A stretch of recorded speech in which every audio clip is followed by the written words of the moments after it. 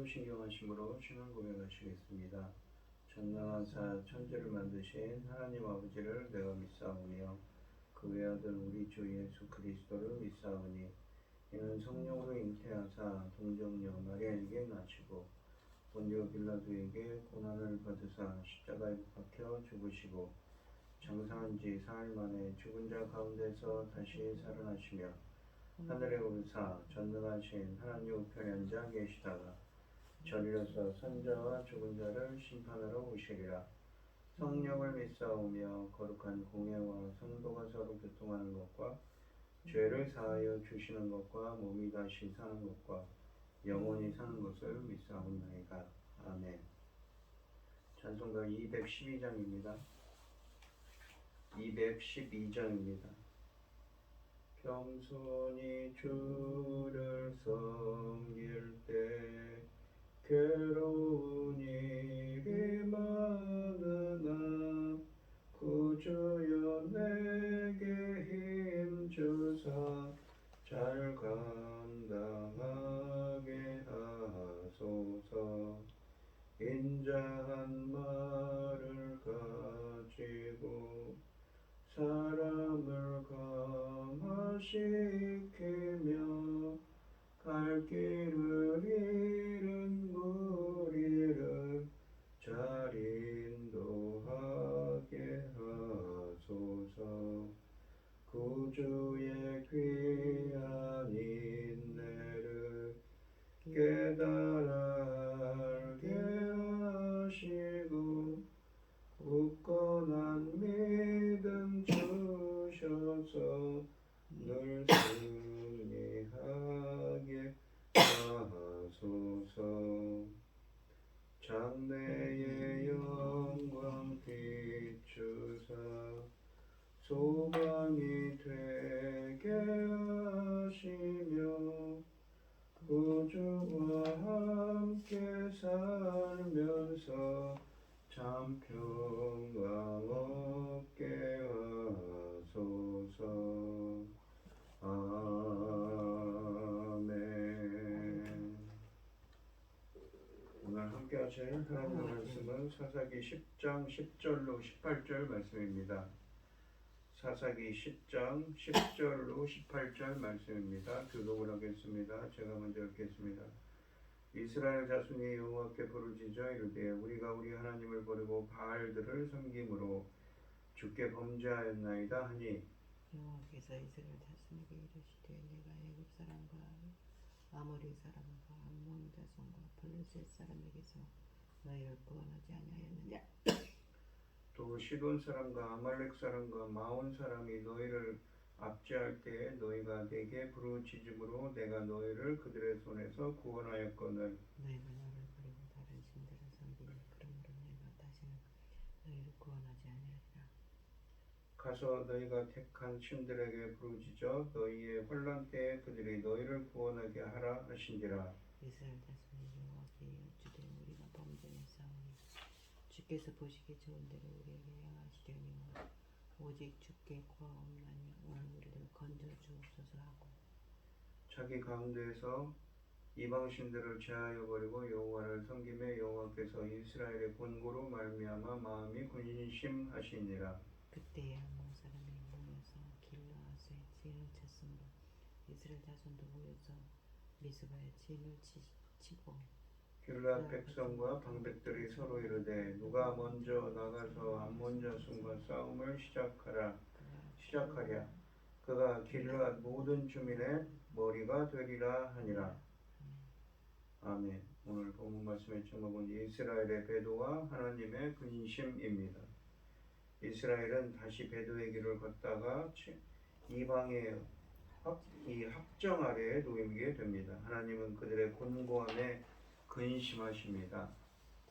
이 암몬 사람들의 억압이 18년 동안 계속되니 장사라도 당할 일이 없는 것은 당연한 일이었습니다.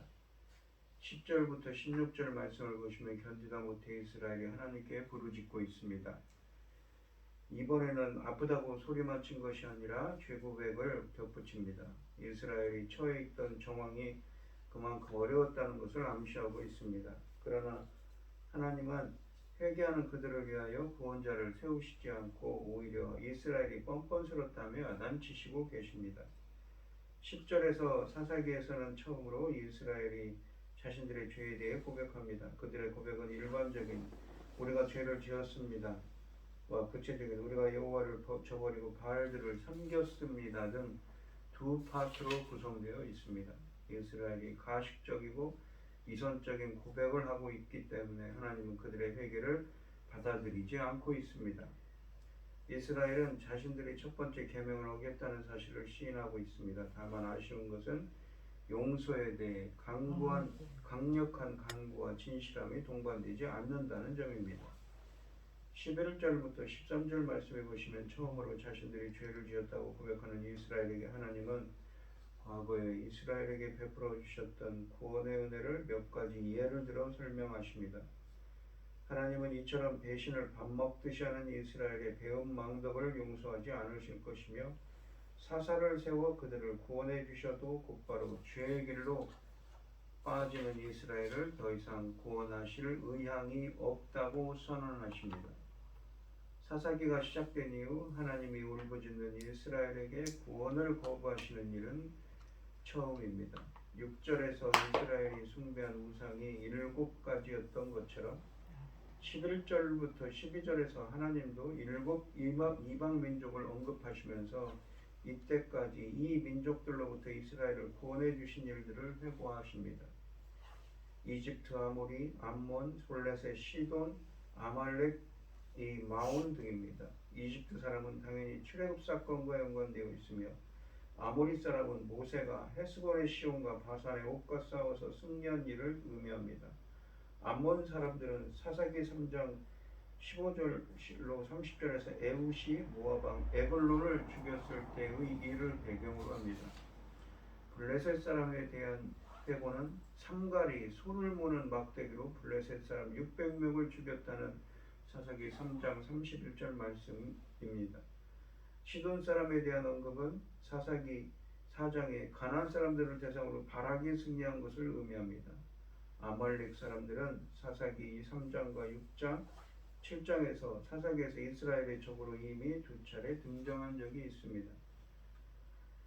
이 마온 사람들이 이곳에 언급되는 것은 예외적입니다. 그러나 사사기는 이스라엘의 수많은 사사들 중 12명만 선별하여 책을 전개하고 있습니다. 그렇다면 사사기가 우리가 책을 통해 접해본 적이 없는 사사를 하나님이 세우셔서 전혀 들어보지 못한 민족에게서 이스라엘을 구원하신 일을 언급하는 것을 배제할 필요는 없습니다. 사사기에 기록된 것만이 유일한 사사들의 이야기가 아니라는 것입니다. 사사기는 이스라엘의 여러 지역에서 동시다발적으로 사역했던 지역 통치자들의 이야기들 중 일부를 수집해서 나오는 책입니다. 하나님은 이 7민족에게서 이스라엘을 구원하셨던 일을 회고하신 다음 이스라엘의 지속된 반역과 배반을 비난하십니다. 그런데도 너희는 나를 저버리고 다른 신들을 섬겼다라고 13절에서 말씀하십니다. 아무리 구원을 베풀어도 잠시 후면 다시 하나님의 품을 떠나 죄의 길로 돌아서는 이스라엘을 바라보며 하나님의 탄식과 상처가 배어있는 말씀입니다. 하나님은 아픈 심정을 토로한 후 이스라엘을 구원하지 않겠다고 하시며 14절에서 너희가 선택한 신들에게 나가서 부르짖어라. 너희가 괴로울 때 그들에게 가서 구원해달라고 하라고 말씀하십니다.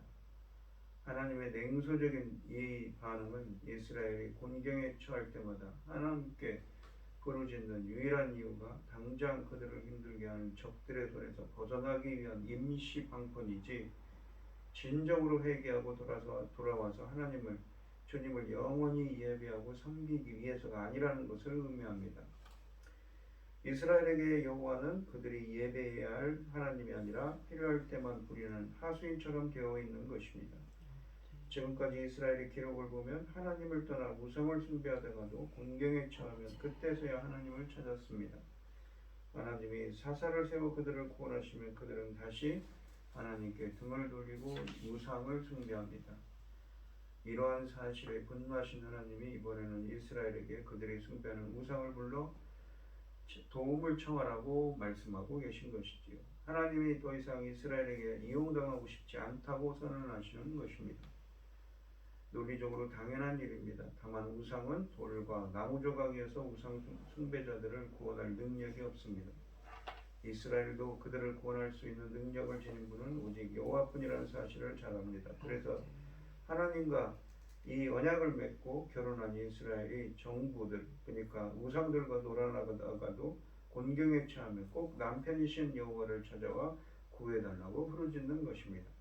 그러나 이번에는 하나님이 그들을 구원하지 않으실 것이라고 말씀하십니다. 하나님이 더 이상 이스라엘에게 이용만 당하고 있지는 않겠다는 의지를 보이시는 것입니다. 이스라엘은 이 너희가 섬기는 우상에 가서 부탁해봐라 라고 말씀하시는 여호와께 더 강력하게 호소합니다. 15절에서 이스라엘 자손이 여호와께 여쭈되 우리가 범죄하였사오니 주께서 보시기에 좋은 대로 우리에게 행하시려니와 오직 주께 구하옵나니 오늘 우리를 건져내옵소서라고 말합니다. 이스라엘이 여호와께 당신이 보시기에 좋은 대로 하십시오라고 말하는 것이 마치 여호와의 주권을 인정하여 자신들의 생명을 여호와께 맡기겠다는 굳은 의지의 표현 같지만 다만 오늘만은 우리를 구해 주십시오라는 말이 이들의 본심을 드러냅니다. 이스라엘은 자신들이 처해 있는 핍박에서 우선 벗어나고자 하는 마음으로 가득 차 있을 뿐인 것입니다. 그들은 하나님을 섬길 생각이 없습니다. 오직 필요할 때 하나님을 찾아와 도움을 청할 뿐이며 도움을 받고 나서는 곧바로 다시 주님을 떠날 것입니다. 16절에 보시면 그러나 이번에는 상황이 얼마나 절박했는지 이스라엘이 여호와를 향한 의지를 보여주기 위해 그들이 숭배하던 우상들을 모두 제거합니다. 그리고 여호와를 섬겼습니다. 여호와께서 이스라엘이 겪는 고통을 보고 마음에 근심하셨습니다. 근심하다로 번역한 이 히브리어 동사 카차르는 기본적으로 짧게 자르다, 추수하다는 의미를 가지는데 이 동사는 흔히 네펫이나 르아우와 함께 관용어구로 사용되어서 참을 수 없게 되다는 의미를 가지고 있습니다.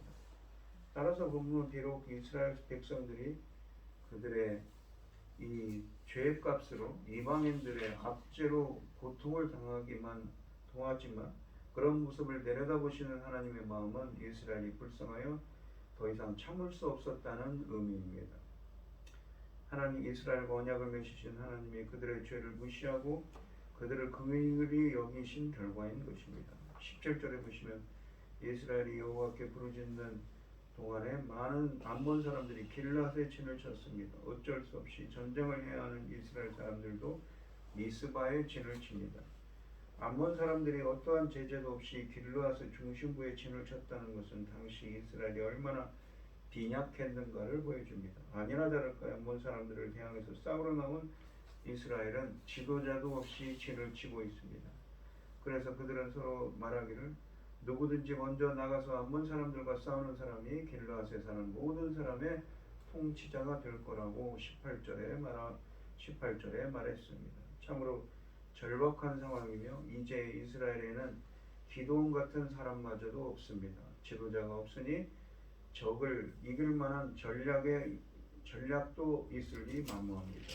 길앗 사람들은 아무런 전략도 없이 그저 침략자 암몬에 대항하기 위해 전쟁에 나왔습니다. 평범해 보이는 이 상황에서 우리는 이스라엘이 이때까지 당면했던 최고의 위기를 목격하고 있습니다. 전략은 고사하고 아무런 대책도 없이 어쩔 수 없이 전쟁터에 나오게 된 이스라엘은 과연 어떻게 될까요? 오늘 본문 말씀을 보시면 우리를 향해 이 채찍을 드시는 하나님의 진짜 의도와 진심을 깨달아 죄에서 돌이키는, 우리가 잘못한 것이 있다면 돌이키는 여러분들이 되시기를 바랍니다. 기도하겠습니다. 하나님 아버지 감사합니다. 이스라엘의 범죄로 말미암아 하나님께서는 그 이스라엘에게 이방인종을 통하여 채찍을 들고 계십니다. 그 하나님의 진심을 깨달아서 우리들도 잘못한 것이 있다면 오늘 하나님 앞에 회개하고 주님께 돌이키는 우리가 되게 하여 주시옵소서. 이 모든 말씀 거룩하신 예수님 이름으로 기도합니다. 아멘. 하늘에 계신 우리 아버지여 이름이 거룩히 여김을 받으시오며 나라의 마옵시며 뜻이 하늘에서 이루어진 것 같이 땅에서도 이루어지이다. 오늘날 우리에게 일용할 양식을 주옵시고 우리가 우리에게 죄 지은 자를 사하여 준 것 같이 우리 죄를 사하여 주옵시고 우리를 시험에 들게 하지 마옵시고 다만 어디서 구하옵소서. 대개 나라와 권세와 영광이 아버지께 영원히 있사옵나이다. 아멘.